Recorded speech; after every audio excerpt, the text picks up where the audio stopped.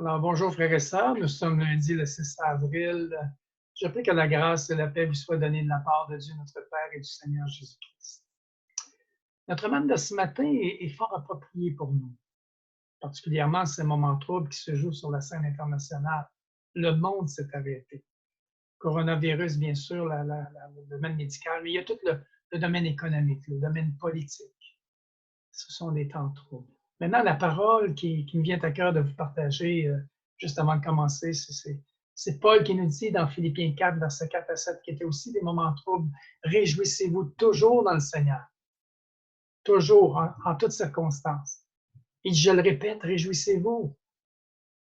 Que votre douceur soit connue de tous les hommes. Le Seigneur est proche. Ne vous inquiétez de rien.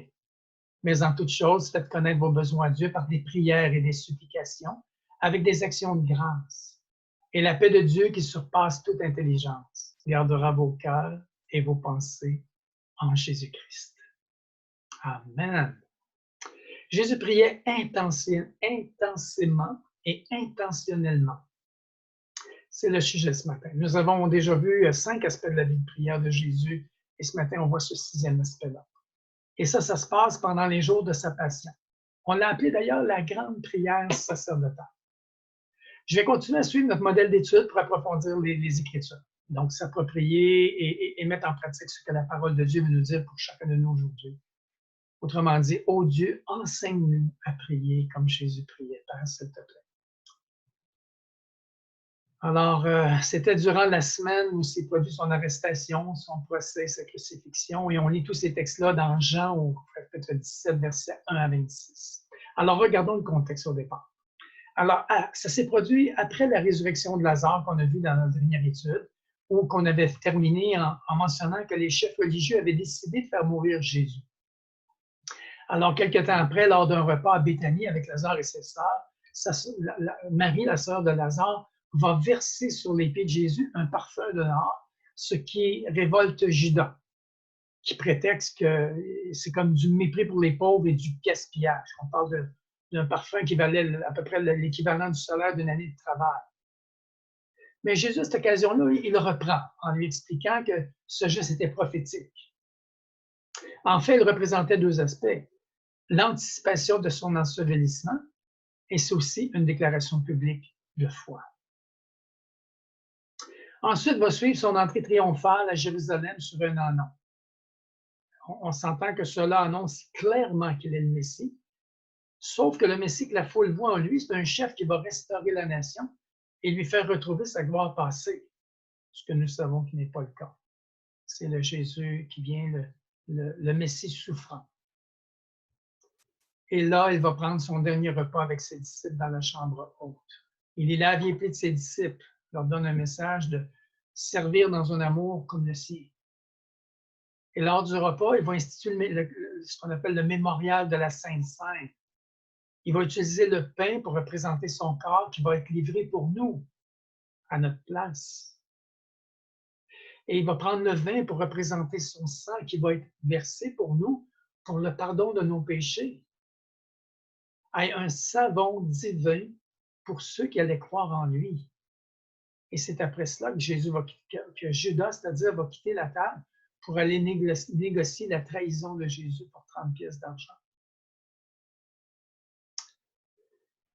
En plus de cet abandon, Jésus va annoncer à Pierre son reniement. Et Pierre le refute avec une énorme conviction. Que cela ne plaise à Dieu, Pierre va aller jusqu'à dire. Ensuite, dans l'intimité, Jésus leur explique qu'il est le chemin, le seul chemin. Il leur promet, il les enseigne sur le Saint-Esprit et va terminer sur cette prière sacerdotale que nous allons lire. Et pour le contexte qui est après, ben, ça va suivre son arrestation qui va le mener à la croix et à sa résurrection par la suite. Et c'est justement ce qu'on va se rappeler durant cette fin de semaine de Pâques, le vendredi saint cette semaine et dimanche, où nous allons relater ces événements-là. Alors, notre texte se lit comme suit. Je vais commencer par le verset 1 à 5. Après avoir ainsi parlé, Jésus leva les yeux au ciel et dit, « Père, l'heure est venue. glorifie ton Fils, afin que ton Fils te glorifie, selon que tu lui as donné pouvoir sur toute chair, afin qu'il accorde la vie éternelle à tous ceux que tu lui as donnés. Or, la vie éternelle, c'est qu'ils te connaissent, toi, le seul vrai Dieu, et celui que tu as envoyé, Jésus-Christ. Je t'ai glorifié sur la terre. J'ai achevé l'œuvre que tu m'as donnée à faire. Et maintenant, toi, Père, glorifie-moi auprès de toi-même de la gloire que j'avais auprès de toi avant que le monde fût. Alors, on peut faire une observation première ici. Il a prié pour lui-même. Jésus s'approche de son Père en vertu de sa relation père-fils. Et frères et sœurs, il nous a acquis ce même privilège. Nous sommes adoptés. Nous sommes fils de Dieu. Nous avons cette relation-là, père-fils, père-fille. Et on peut réaliser aussi que 3 fois, il mentionne le mot Père dans sa prière. Il va dire l'heure est venue. Autrement dit, le plan rédempteur est dirigé par Dieu. C'était l'heure que Dieu avait prévue. Et Jésus dit, glorifie ton Fils. Je me suis posé la question, probablement vous êtes posé aussi, que pourrait-il demander pour être glorifié? Alors, je crois que ça sous-entend le soutien de Dieu dans sa souffrance, dans la souffrance que Jésus allait vivre. Aussi d'accepter son sacrifice, de le ressusciter, parce que Jésus ne pouvait pas se ressusciter lui-même, et de le rétablir dans sa gloire antérieure. Parce que Jésus existait déjà avant qu'il vienne sous la forme d'un être humain. Il dit afin que ton Fils te glorifie. Autrement dit, que le Père soit glorifié par le Fils. Et en ceci, il dit, tu lui as donné pouvoir sur toute chair, afin qu'il accorde la vie éternelle à tous ceux que tu lui as donnés. Et je vous ferai remarquer que 5 fois les siens, ceux que le Père lui a donnés, ont été mentionnés. Et il dit, et qu'il leur accorde la vie éternelle. Et là, il définit qu'est-ce qu'est la vie éternelle. C'est qu'ils te connaissent, toi, le seul et unique vrai Dieu, et aussi celui que tu as envoyé, Jésus-Christ. Alléluia. Cela implique que c'est le seul moyen de connaître le vrai Dieu par son Fils. Il dit, je t'ai glorifié sur la terre, j'ai achevé ton œuvre, ce qui présumait son obéissance jusqu'à la mort et la certitude que tout sera accompli. Et ce fut les derniers mots sur la croix. Tout est accompli.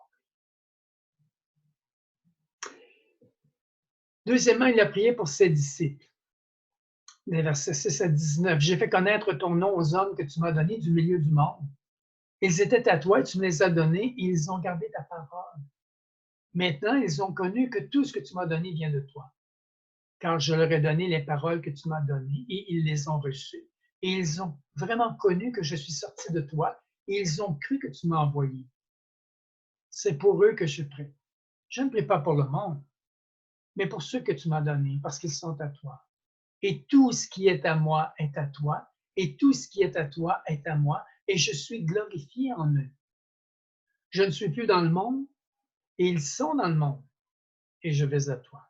Père Saint, garde-les en ton nom que tu m'as donné, afin qu'ils soient un comme nous. Lorsque j'étais avec eux dans le monde, je les gardais en ton nom. J'ai gardé ceux que tu m'as donnés, et aucun d'eux ne s'est perdu, sinon le fils de perdition, afin que l'Écriture fût accomplie. Et maintenant, je vais à toi, et je dis ces choses dans le monde, afin qu'ils aient en eux ma joie parfaite. Je leur ai donné ta parole, et le monde les a haïs, parce qu'ils ne sont pas du monde, comme moi je ne suis pas du monde. Je ne te prie pas de les ôter du monde, mais de les préserver du mal. Ils ne sont pas du monde, comme moi je ne suis pas du monde. Sanctifie-les par ta vérité. Ta parole est la vérité.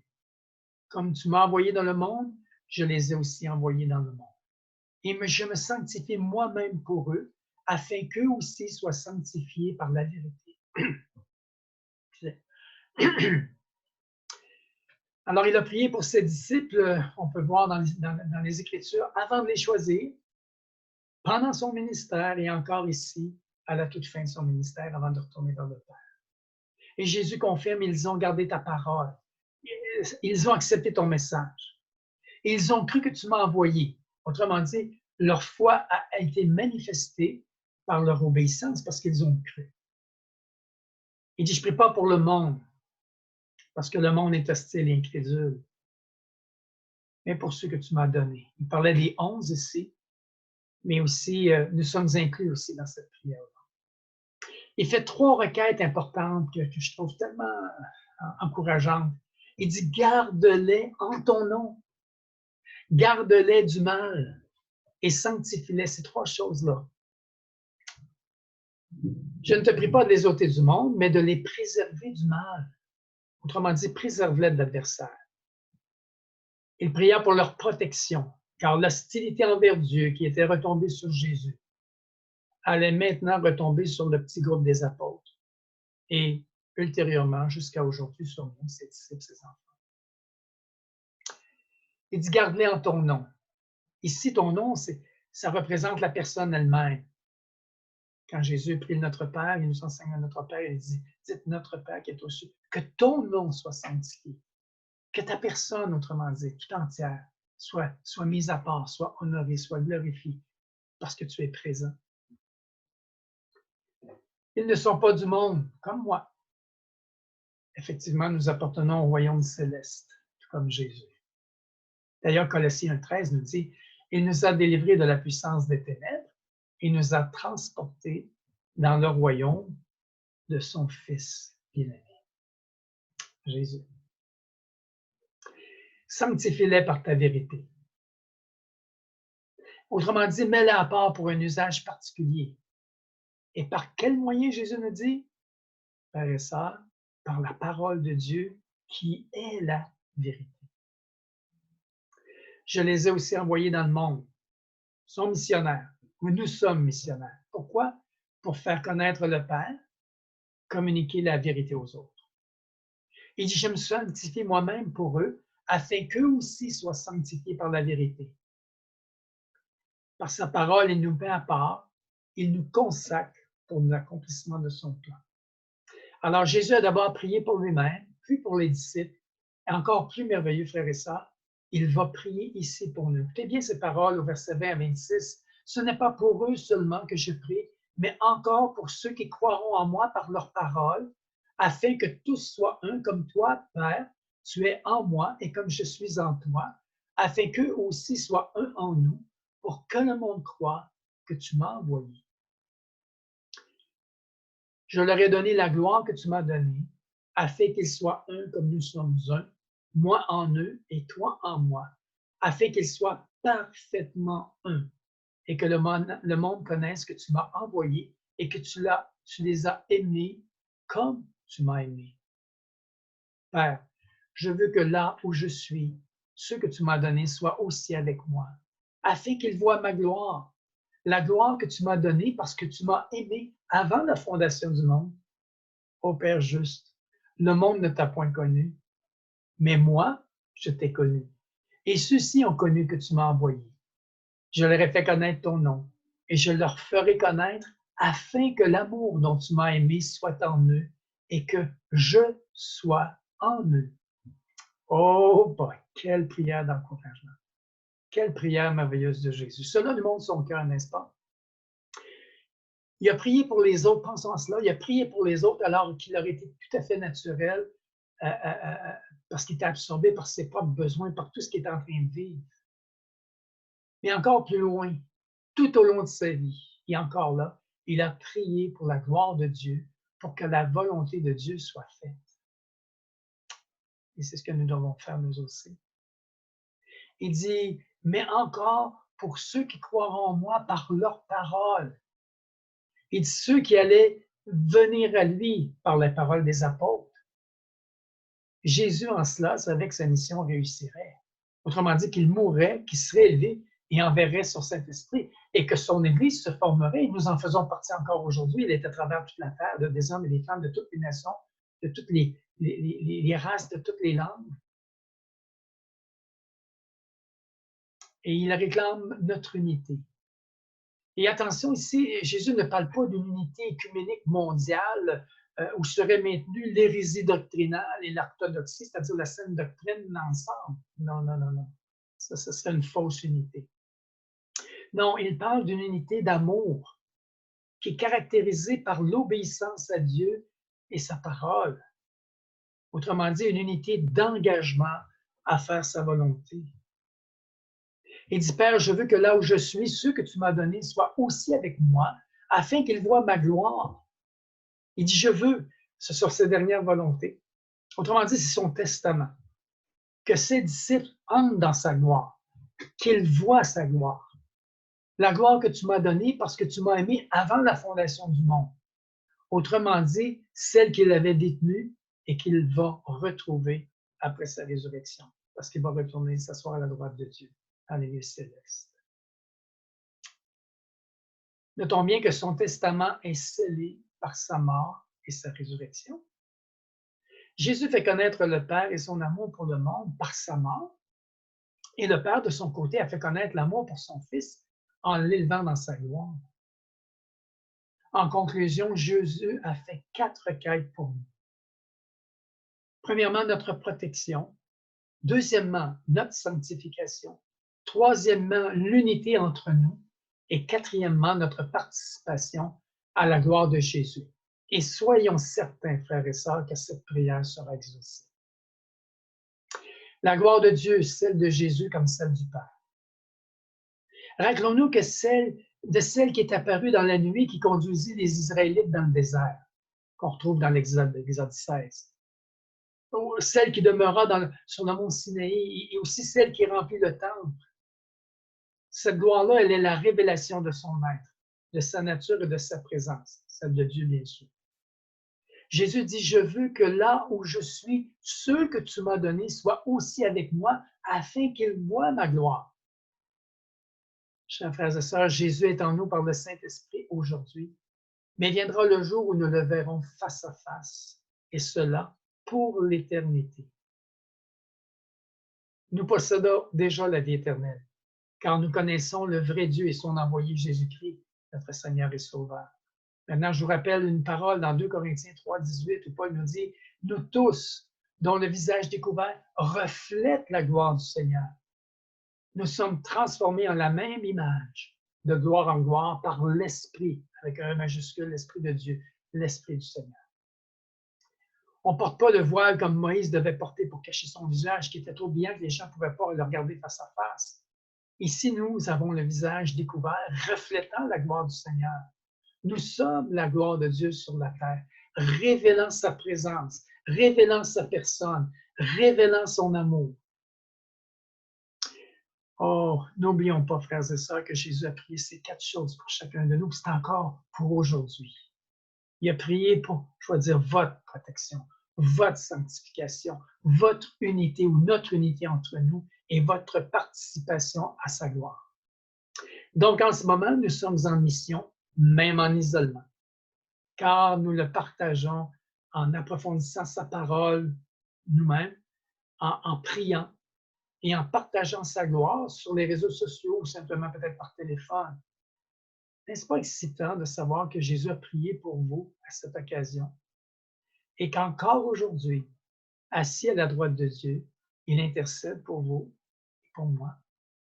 Et ça, on va voir, ça va être notre prochaine capsule, notre prochain sujet.